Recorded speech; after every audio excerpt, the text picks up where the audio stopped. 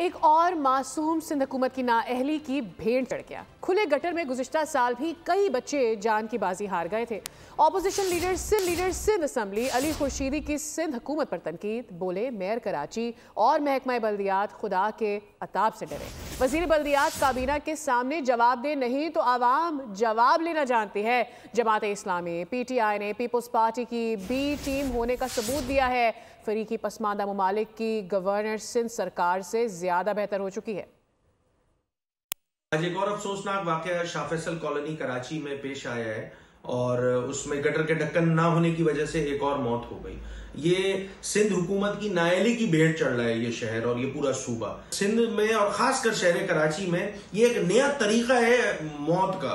पूरी दुनिया में कहीं अमवातें ऐसी नहीं होती है। इन सबको, चाहे वो मेयर कराची हो चाहे वजीर बल्दियात हो, इन सबको खुदा के अताब से डरना चाहिए।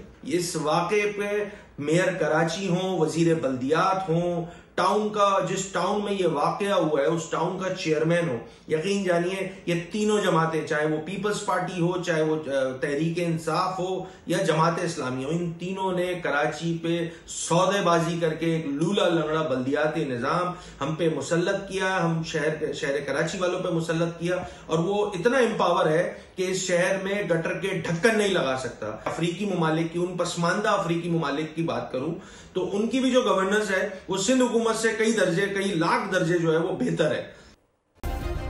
सब्सक्राइब करें और बेल दबाएं ताकि कोई खबर रह न जाए।